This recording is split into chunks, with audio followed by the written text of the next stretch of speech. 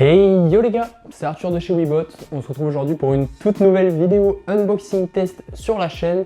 On a déjà sorti la petite trottinette du carton. On va pas faire durer plus le suspense. C'est un des nouveaux modèles de chez Nami, la Clima. Donc Nami Clima, un modèle qui est très attendu parce que voilà, Nami nous fait à chaque fois des petites pépites dans le monde de la trottinette électrique. Donc pour le coup, cette fois-ci, on va être sur un modèle beaucoup plus compact. Donc on sent qu'ils ont eu pour volonté de travailler sur quelque chose de plus utilisable au quotidien que leur gros gabarit, comme notamment la Blast qui va sortir en même temps que celle-ci, ou encore la Nami Burn E2 qu'on avait déjà vu sur la chaîne, qui était beaucoup plus axée autour des performances.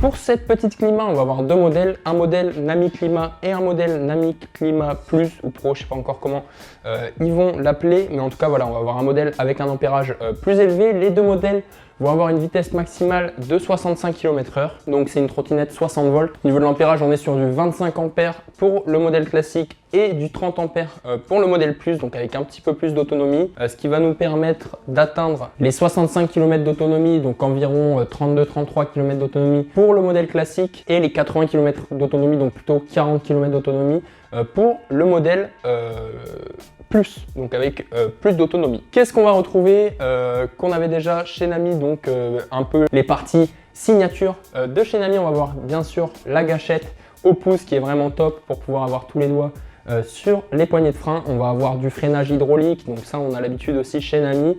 On va avoir le phare avant de 2000 lumens qui est le même sur tous les modèles, pareil au niveau de ce guidon et de cette potence. Donc cette fois-ci la potence n'est pas en carbone comme sur la Nami E2, mais on va retrouver une hauteur de guidon qui est vraiment top avec un empattement aussi idéal. Donc vraiment pour la position de conduite, c'est très important. Ça nous permet d'avoir un confort optimal. On va avoir ce display qui est le même sur toutes les Nami, pareil pour les commodos guidon. On va trouver le commodo avec les clignotants, le phare avant et le klaxon qui reste le même que sur les autres Nami. On va avoir aussi un commodo display qui va être le même avec voilà, ces quatre boutons, le bouton marche arrêt, le bouton mode plus et moins. On va retrouver aussi les poignées qui sont les mêmes, qui sont vraiment sympas au niveau du design et aussi du grip, hein, c'est vraiment top. De ce côté-là, il n'y a rien à dire.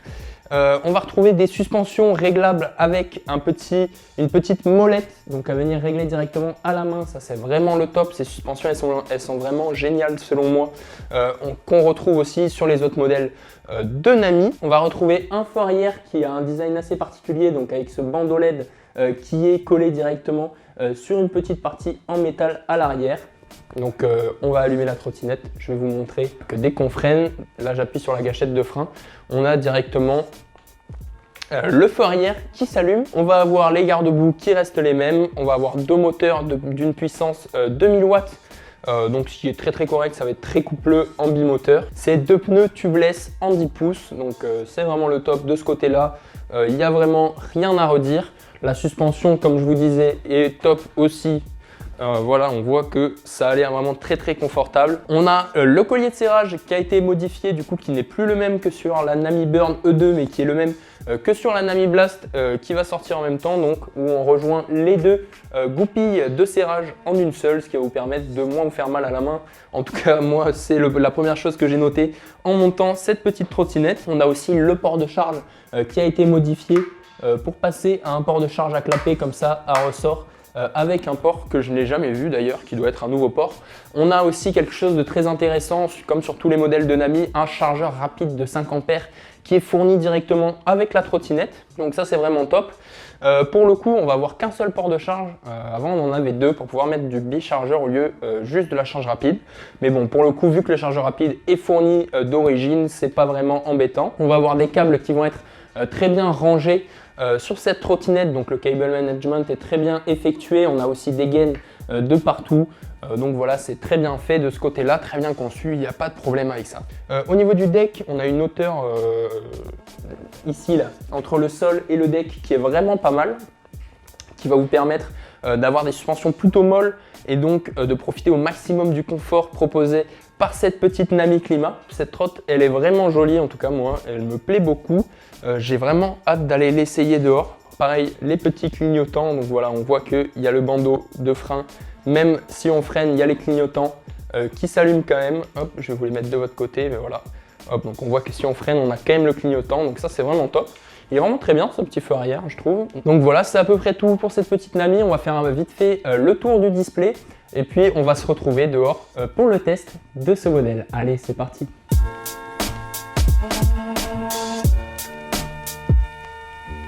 On se retrouve donc pour cette petite partie sur le display du coup de cette Nami. Donc un display qui va être le même sur tous les modèles.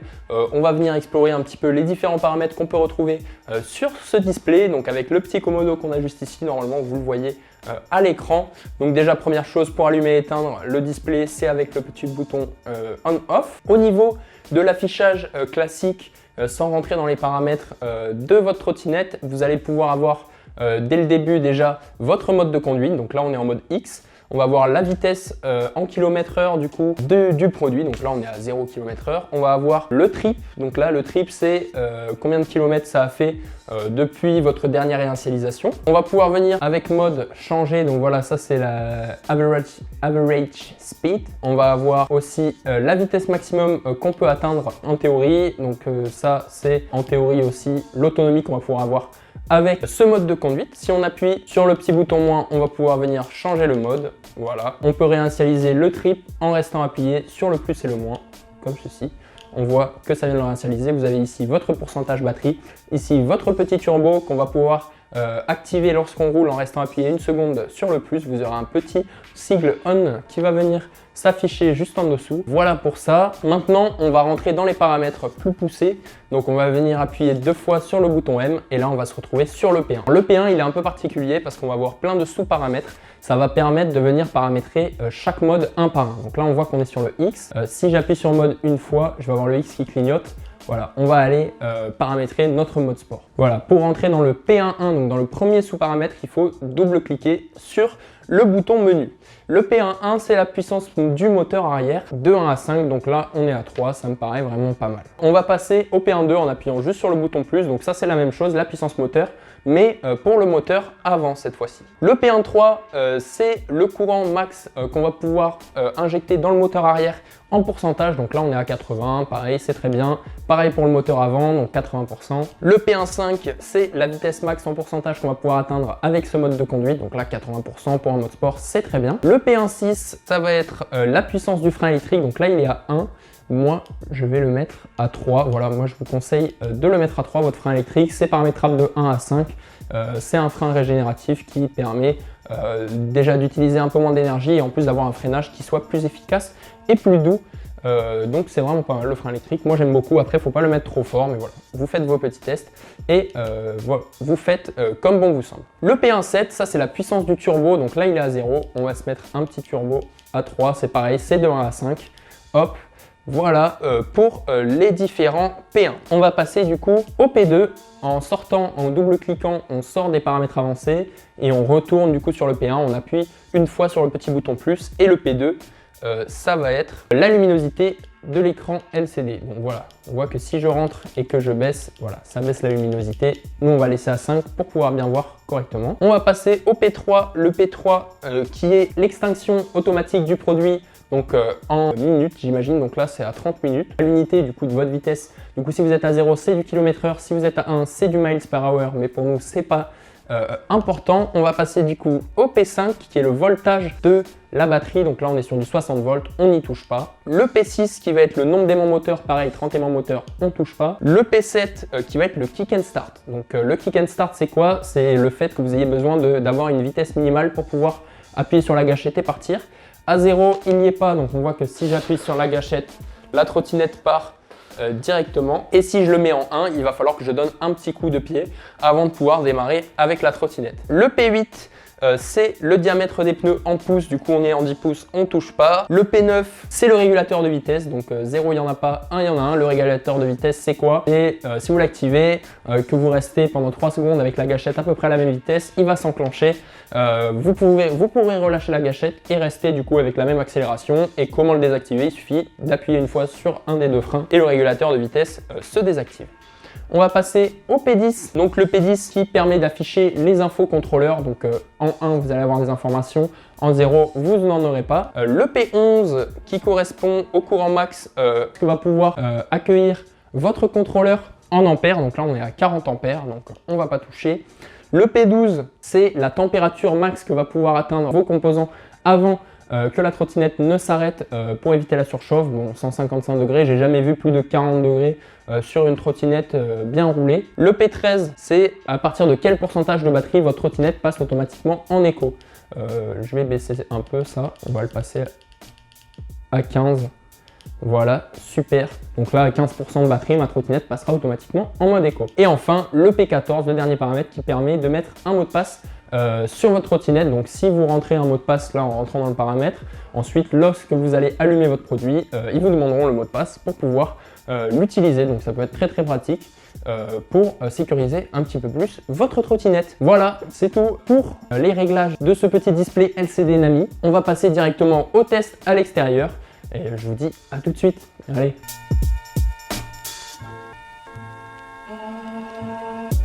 Ok, les gars, du coup on se retrouve avec la petite climat dans un endroit couvert parce que il pleut des cornes.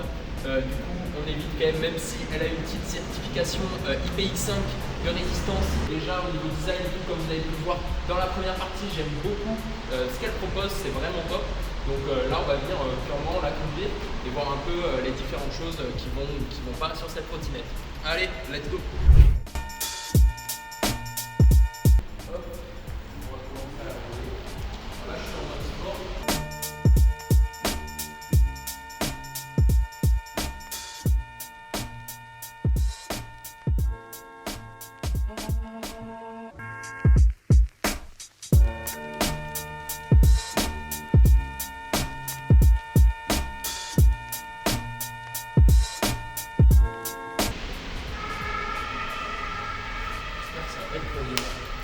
Ok, c'est violent.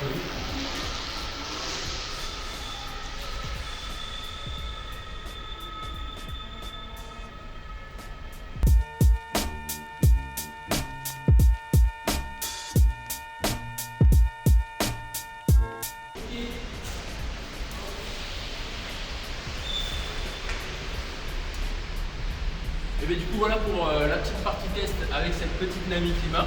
Du coup comme je disais, il y a deux roues vraiment sympa à arrière. Pas vraiment de points négatifs à soulever pour cette trottinette, mis à part peut-être le poids qui est quand même assez conséquent. Voilà, c'est pas une trottinette que vous allez ramener chez vous au 3e sans ascenseur. Mais pour le coup, voilà, si vous êtes à la campagne ou quoi, que vous avez besoin de faire des longs trajets, ou alors de prendre du plaisir sur des circuits ou d'aller chercher la performance, c'est vraiment un produit qui est fait pour vous. Il a tout ce produit, il a les clignotants, il a la lampe avant, il a le display qui est entièrement paramétrable. Chaque mode est paramétrable vraiment de bout à bout, les puissances moteur avant, arrière, comme on l'a dit tout à l'heure. On a la charge rapide qui est fournie, on a le collier de serrage qui a été changé pour quelque chose de vraiment quali.